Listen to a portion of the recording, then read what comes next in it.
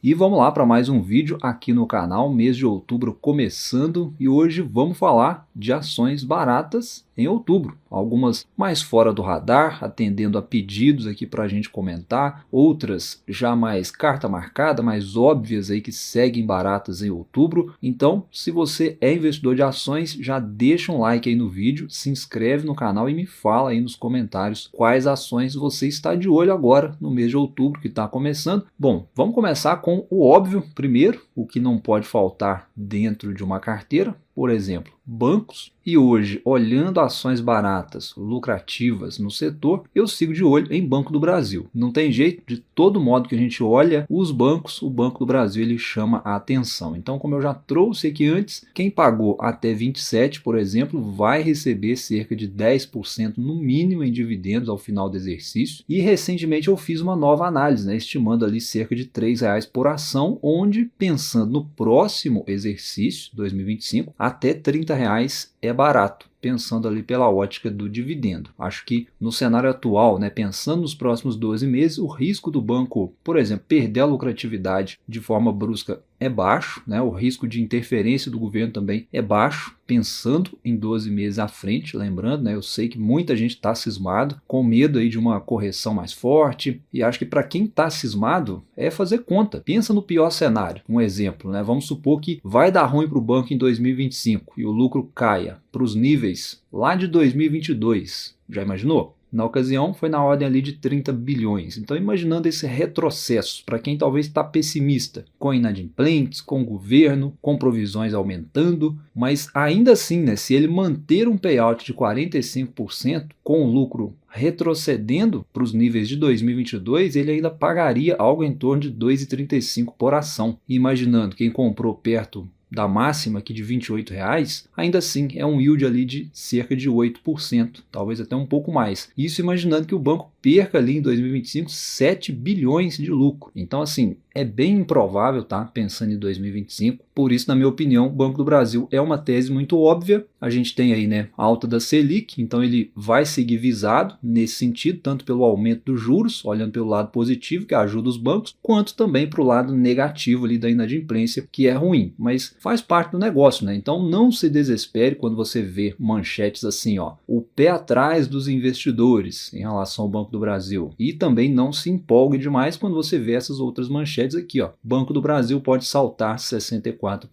Esquece isso, tá? Se você não é um especulador, deixa isso para lá. É só fazer conta. Na pior das hipóteses, você sai aí com um yield de 8% de dividendos. E no longo prazo, isso é bem acima da média da maioria das empresas. Acho que em meio a otimistas e pessimistas aí com o banco, não é nenhum nem outro, na minha visão. É basicamente ser racional, tá? Mas pode ter correção aí nas ações até novembro, por exemplo, né? Dependendo do que surgir de ruído, porque a data com do banco já passou, né? A gente teve a correção aí das ações, agora só teremos anúncio de proventos de novo no dia 13/11 e no dia 22/11. Aí depois disso que anunciar, a ação pode subir de novo. Então, acho que entre os bancões aí é Banco do Brasil, com preço bom aí em outubro ainda, na minha opinião, tanto no valuation quanto nos lucros, como eu falei. E dito isso, agora passando para mais setores óbvios, setor perene, as elétricas, sigo aqui no óbvio, né? Transmissão Paulista, não tem jeito também, entre as transmissoras é a mais descontada, abaixo de R$25, que é o meu preço teto. Vejo interessante, apesar disso, os analistas seguem vendidos, é uma coisa bem chata isso, né? Porque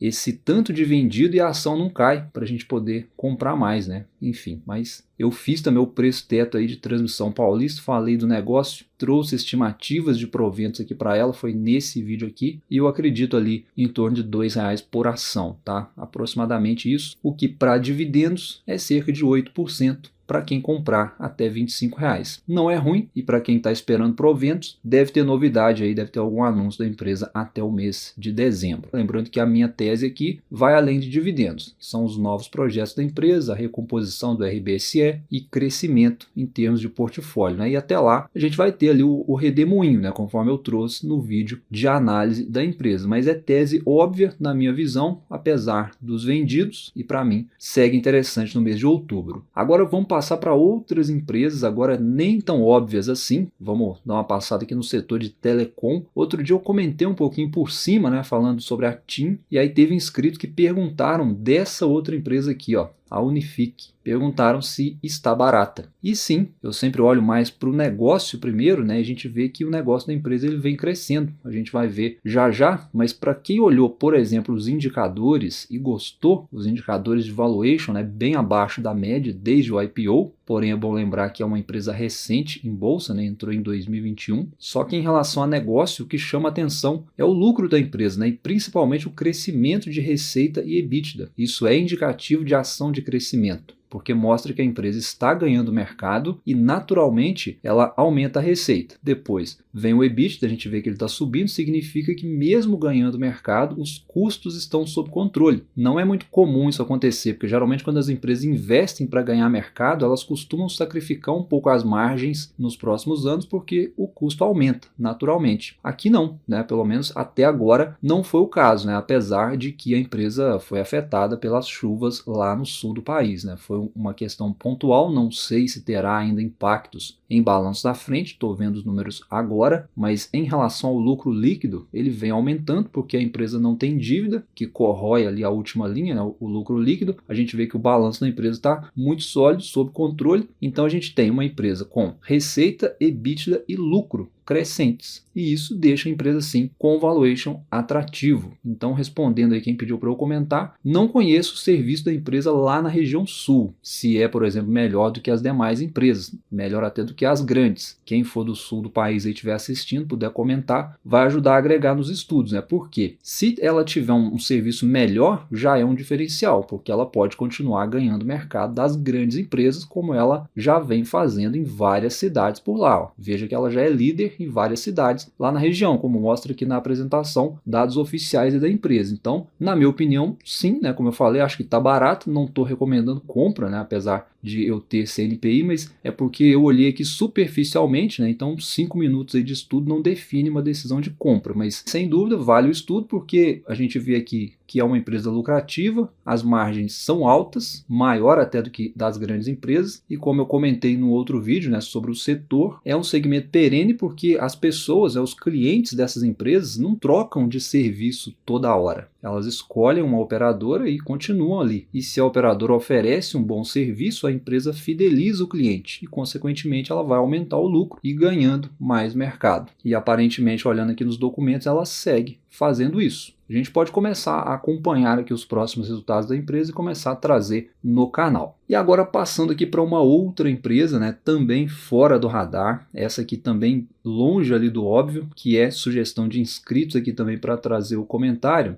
é a Tegma. Você já tinha ouvido falar dessa empresa? É mais uma small cap, tá? A empresa está pagando bons dividendos, inclusive. O valuation é descontado, já já a gente vai ver, e ela tem entregue bons resultados, né? Isso que é o mais interessante. Olha só, receita líquida, né, de 2022, 23 e 24, crescendo aí no comparativo semestral, da mesma forma o EBITDA e o lucro também vem crescendo. E aí, cadê a dívida, né? Não tem, ó. A empresa tem caixa líquido, então para esse segmento é um ponto muito importante. E para quem não conhece aí o setor, a empresa está no segmento de logística de veículos especificamente, além de negócios de armazenagem, né? Então, na parte de logística automotiva, ela atua com aqueles caminhões cegonha que a gente geralmente vê transportando ali vários veículos, né? Então ela coleta os veículos nas montadoras ou nos portos que vêm de outros países, e aí depois ela tem um negócio de gestão de pátios para ela armazenar os veículos, geralmente próximo ali aos portos mesmo e às montadoras, além de centros de serviços automotivos, de inspeção e de entrega, onde eles também instalam ali os acessórios nos veículos, como vidros, trava elétrica, adesivos, e passando ainda no mesmo segmento de logística por uma forma mais integrada, né, onde pega outros segmentos da economia também, com a parte de armazenagem de diversos produtos em centros de distribuição, chegando até a atuação na logística industrial, né, com aqueles caminhões-tanque que geralmente transportam commodities. Eles chamam no balanço ali de granéis, né, que podem ser sólidos, como o transporte de milho, soja, arroz, enfim, né,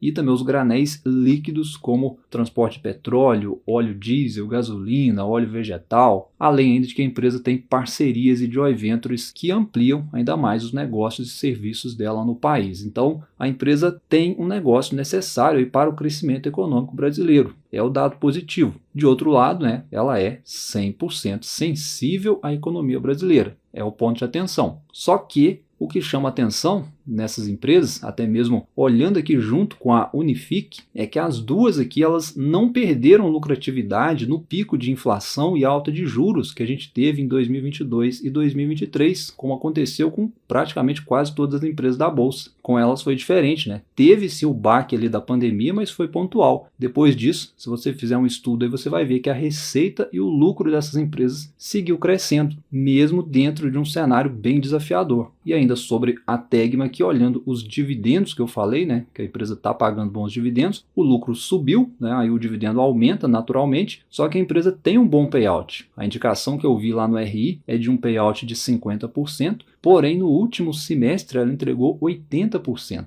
Então ela tem praticado ali um bom payout, né, interessante para o acionista. Já os indicadores de valuation estão bem abaixo aí das médias, tanto PL, PVP e EV/EBITDA, e por isso aí na conjuntura dos fatores hoje está muito bem, né? Se o Brasil andar, a empresa vai andar. Essa é a questão. Não conheço também a fundo o negócio, respondendo quem pediu para eu comentar. Estou olhando agora, mas se você está confiante na economia brasileira, em 2025 em diante, é uma empresa que vale o estudo aí, na minha opinião, tá? E agora, voltando aqui para as teses óbvias, eu destaco também as petrolíferas. Falando aqui de nomes baratos em outubro, especificamente eu destaco a Petrobras. Apesar das polêmicas, a empresa está trabalhando dentro ali do que o mercado espera, e hoje o que tem afetado mais as cotações nem são os ruídos, né? São os preços do petróleo que estão em queda aí nas últimas semanas. Isso faz parte do negócio, é assim, não é culpa da empresa. E assim como o Banco do Brasil, a questão do risco político, né, que muita gente fala ou falava, isso deixou os holofotes, né, pelo menos por enquanto, porque a necessidade do governo em arrecadar ele tem pesado mais, né, pelo lado ali de que a estatal deverá seguir distribuindo bons dividendos, inclusive extraordinários, por uma questão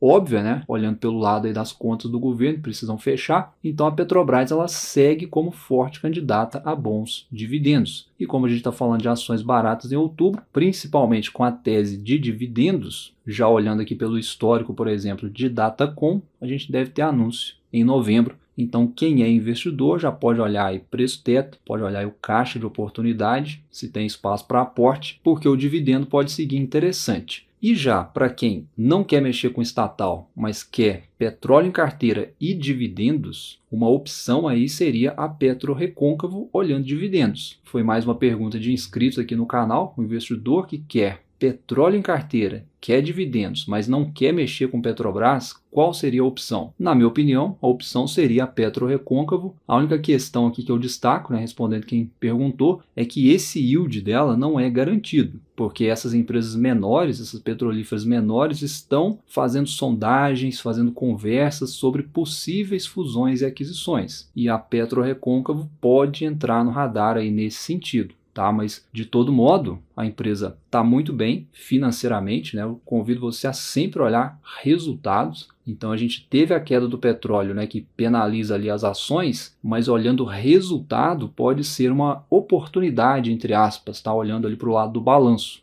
Veja só, as margens operacionais acima de 50%, é até melhor do que a Petrobras. O endividamento, aqui é um dado crucial ali para as petrolíferas. Aqui a gente tem 0,6 vezes EBITDA, ou seja, muito baixo essa dívida, né? Mais baixa até do que a Petrobras. Além do custo de extração aqui que vem caindo, isso é positivo. E o dólar também, que está em patamares altos e ajuda também a empresa em relação a buscar maiores lucros ou se defender um pouco ali da oscilação do petróleo. Então hoje, digamos que é uma mini Petrobras, a PetroRecôncavo, no sentido de negócio e potencial pagamento de dividendos, porém com margens melhores e sem os ruídos ali que eventualmente podem respingar em cima da Petrobras. A grande questão é, a empresa será alvo de fusões e aquisições, e também a incerteza ali quanto ao preço do petróleo, que sempre vai ser o ponto de atenção em relação a petrolíferas, mas vale ficar de olho sim, na minha opinião. Quem está olhando dividendos até dezembro, por exemplo, pode ter alguma novidade aí para PetroRecôncavo, apesar de ser mais uma empresa recente em bolsa, o histórico não é tão forte, mas é possível. As petrolíferas, no geral aqui, estão baratas, porém bastante voláteis por causa da questão do preço do petróleo,